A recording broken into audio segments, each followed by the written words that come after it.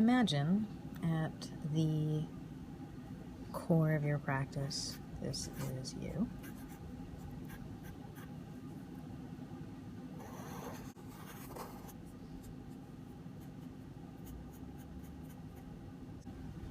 And imagine that you learn a new move, and call that move A.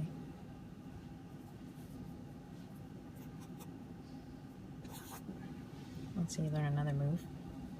We'll call that move B. Let's say you learn another move, and we'll call that move C, and so on. And you keep learning moves.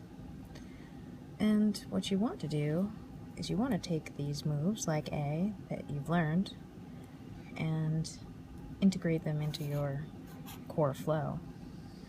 But another way of looking at that is that you want to expand your core flow so that it includes A.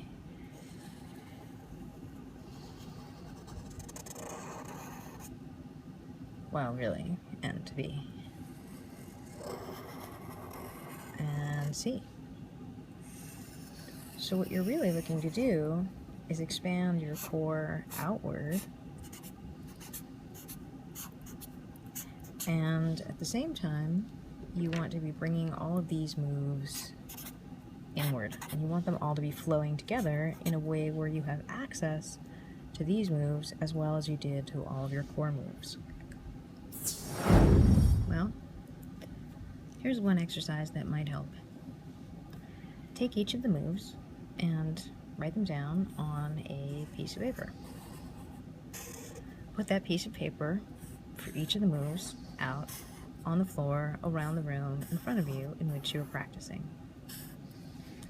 Begin your practice in the center of the space, in your core.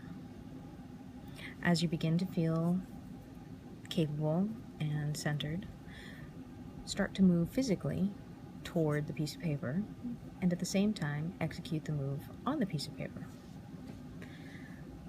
As that starts to feel less comfortable, move back towards your core, and as you move back towards your core, do one of your core movements. Repeat this practice with each of the moves.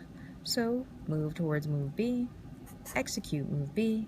As you start feeling less comfortable with it, come back to your core moves. Move to move C. Execute the move. As the move feels comfortable, keep executing it. When you start to lose it, go back to your core moves. In this way, you begin to cycle from your comfort zone, outside your comfort zone, back into your comfort zone, outside your comfort zone, back into your comfort zone, and as you continue to expand your practice, your comfort zone begins to expand outward and starts to include these moves.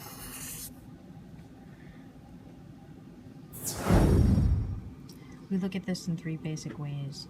There's the practice itself, or the skills that you're learning, the execution of the moves themselves, or what you might consider technique. There's play, or the ability to access the move itself, transitions between them, being able to get into the move. So executing it alone would be the practice. Being able to play with it in flow would be play.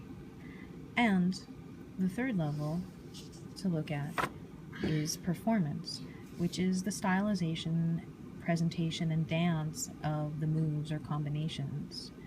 When you put all of this together, you can now go back to your core exercise and consider it with multiple dimensions.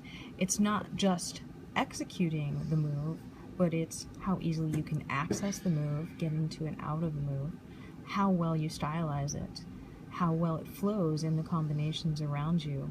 All of these different elements are things that you can be working on. So in addition to each of these sheets of paper that we discussed before having the move on them, you could also have different elements like how you want to be dancing with it, what moves you want to be preceding it and have come after it, and so on. Through this practice, you'll be able to integrate the moves more easily into your core